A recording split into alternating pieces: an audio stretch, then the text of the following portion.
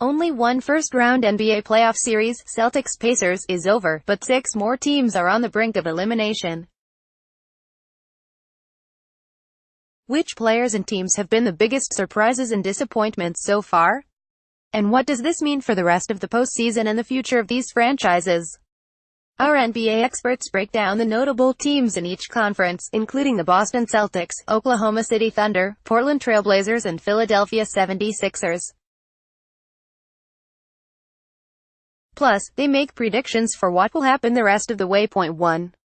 What has been the biggest surprise so far in the East? Kirk Goldsberry, Boston sweep.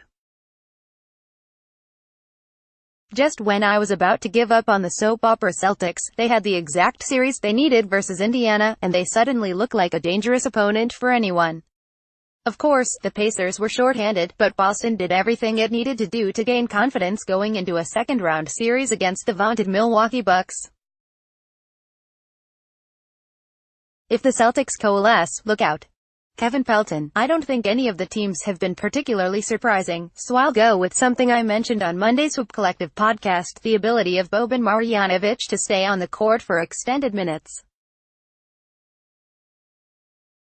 Marjanovic already has logged more playing time than he did in the 2016 playoffs for the Spurs, when his pick-and-roll defense was an issue. Boban's role has been crucial for the 76ers, given Joel Embiid missing a game and the team needing to limit Embiid's minutes when he is active. Tim Bontemps: Jared Dudley's leap into the national consciousness. Dudley has had a long, fine career in the NBA, taking Shane Battier's place as one of the league's premier advanced stat darling role players. But in this series against the 76ers, Dudley has become a huge factor, both because of his ongoing feud with Ben Simmons, though that began with his initial comments about Simmons being taken a fair bit out of context, and for his role in the Game 4 fracas, after Embiid's second hard foul of the first round on Jared Allen. The playoffs always create surprising storylines and personal battles, and Dudley's emergence in this way in Brooklyn is no different. Andre Snellings: the way that the Magic and Nets both came out and punched their more powerful opponents in the mouth on the road in their opening games. The East is very stratified, especially since Victor Oladipo's untimely injury, with 4 teams that are head and shoulders above the others. It wouldn't have surprised me if all 4 series were sweeps, so it was startling to see the Magic and Nets come in and win. It appears that the more powerful teams have since taken control, but those "we're coming, we ain't scared" first impressions bode well for the future in Brooklyn and Orlando. Bobby Marks: the play of Tobias Harris. After the Game 1 loss to Brooklyn, in which Harris had 4 points, people were ready to label him a regular season player. Now heading into Game 5, the forward has become the 76ers' most consistent option. Not only has Harris averaged 24 points and 9 rebounds and shot 50% from the field in the 3 straight wins, but the 76ers are plus 19.3 when he's on the floor. Without the play of Harris, Philadelphia would be looking at a 3-1 deficit, on the verge of being eliminated in the first round. Point 2. What has been the biggest surprise so far in the West? Pelton: how Portland has controlled the series against Oklahoma City.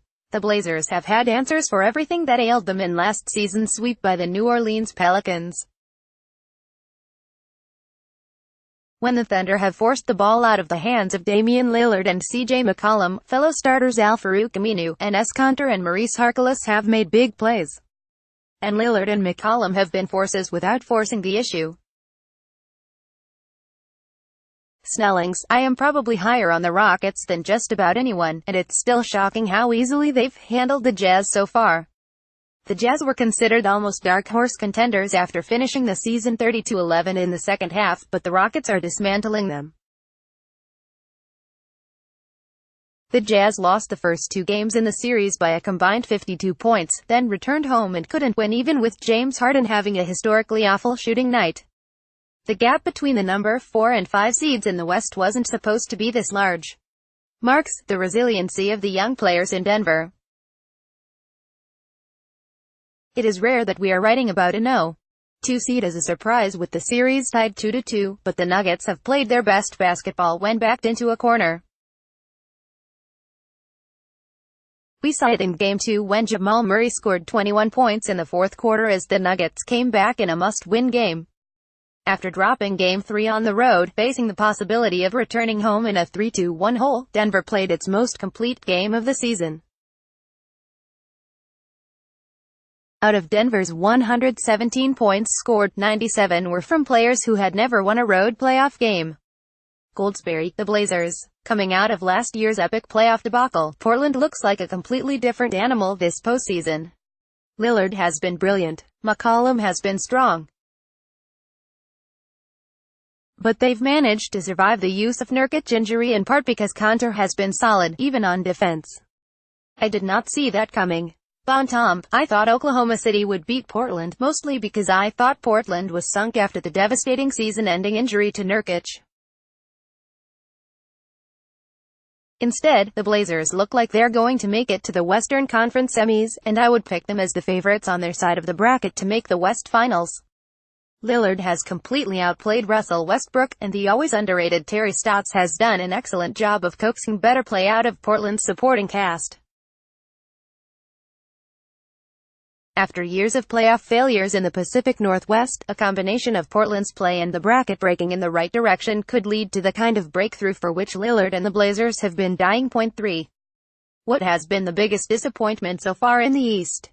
Marks, Indiana. The disappointment is not with the Pacers getting swept by the Celtics, but what might have been had Victor Oladipo not suffered a season-ending right knee injury in late January. At the time, the Pacers were rolling. Though Indiana stayed afloat, winning 48 games, the playoffs showed the challenge of manufacturing offense without Oladipo on the court. The Pacers averaged 95.8 points per 100 possessions, down from 109.3 in the regular season. 2019 NBA playoffs. Find everything you need to know about the opening round of the playoffs here. NBA playoffs mega preview, schedules, matchups and more. Biggest surprises and disappointments. Harden is breaking the plan to stop him. Snellings, the status of Joel Embiid's knee.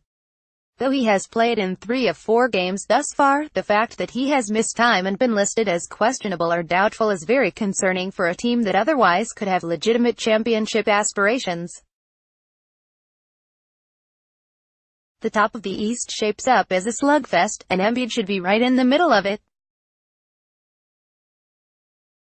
If his knee issues persist, it could rob us of what should be some classic basketball over the next few weeks. Bontemps, as a neutral party, I view the biggest disappointment as the Nets failing to win Game 4 and make sure this series with the Sixers, easily the most entertaining one of the first round, regardless of conference, goes at least 6 games. Nets-Sixers has had it all: drama on and off the court, big individual performances, contrasts in styles, strategic adjustments, you name it, this series has had it. Now, though, it is likely to end Tuesday in Philadelphia, where the Sixers can close things out on their home court in Game 5. Goldsberry, the Pistons. They showed some intriguing signs of competence late in the season, but they simply didn't look like they belonged in the playoffs. Yes, Blake Griffin missed the first 2 games with injury, but even with him available, they couldn't put anything together. This once proud franchise now has lost an NBA record 14 playoff games in a row. If that's not a disappointment, I don't know what is. Pelton, Nikola Vucevic, so good during a regular season that resulted in both his first All-Star nod and his first playoff appearance in Orlando, has been unable to reach the same level during the playoffs. He's averaging just 12.5 points on 37.5% shooting and was largely a non-factor in the Magic's Game 1 win. Granted, playing against Marc Gasol and Serge Ibaka is a challenge, but Orlando has needed more from Vucevic. Point 4. What has been the biggest disappointment so far in the West? Bontemps, I'll give this as a tie to Utah and Oklahoma City, and specifically Russell Westbrook. Utah losing to Houston is one thing, Utah getting annihilated in the first 2 games of this series is another. The Jazz were much better in Game 3, but they still couldn't find a way to win a game at home in which James Harden went 3 of 20 from the floor, and now they could get swept out of the playoffs. Westbrook, meanwhile, is shooting 36% from the floor, and the Thunder look like they're about to lose in the first round for a third straight season. When the bracket broke the way it did, with Golden State and Houston on the opposite side, that's not what the Thunder were expecting to happen. Marks Russell Westbrook. Though there is plenty of blame to go around, including the lack of shooting on the roster, all eyes are on Westbrook. After shooting 5 of 20 in a Game 2 loss on the road, Westbrook scored 1 point in the second half at home in Game 4. That loss has Oklahoma City down 3-1 and on the verge of losing in the first round yet again. Pelton, the Utah Jazz failing to win a game thus far against the Houston Rockets. I expected this to be the closest first-round series, but the Rockets dominated at home and pulled out a win in Salt Lake City despite James Harden missing his first 15 shots, putting them a game away from a sweep. Utah could join the 2004 Memphis Grizzlies and 2008 Denver Nuggets as just the third team since the first round went to best of 7 to win at least 50 games during the regular season and none in the playoffs. Snellings, the two best teams in the conference won't face each other in the conference finals. Last season's Western Conference Finals between the defending champion Warriors and the top-seeded Rockets was the de facto NBA championship due to the inequity between the East and West. This season, that matchup appears destined to occur in the second round too early and with the stage not fully set to appreciate the magnitude. Of course, the cynic might point out that having the Rockets and Warriors play in the second round could be a benefit due to the history of health issues on both sides, so perhaps playing earlier can prevent any more major injuries from marring the outcome. Goldsberry, Utah. The Jazz played terrific basketball after the All-Star break but have looked terrible in the first round. Not only has their great defense failed to show up, but they have the worst offensive rating of any West playoff team. One big problem, three-point shooting. They've made only 25.5% of their threes against Houston, and Jay Crowder, Thabo Sefolosha and Joe Ingles have each been worse than that. What is your bold prediction for the rest of the postseason? Snellings, the dominant Warriors, winners of 3 of the past 4 NBA championships, will not win the title this season.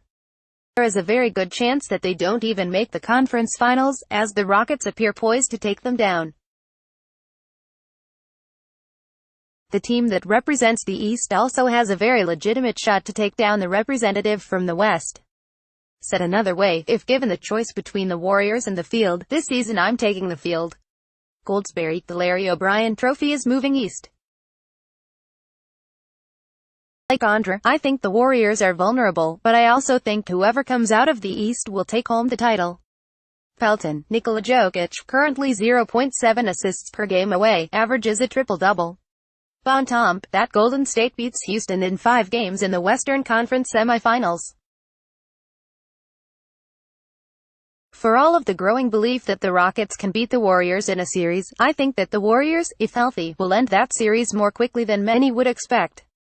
And here's a bonus one, Toronto will win the East. Marks, a Joel Embiid flagrant foul will cost Philadelphia a chance at reaching the conference finals. After picking up flagrant fouls in games 2 and 4, Embiid is 2 points shy of serving a 1-game suspension.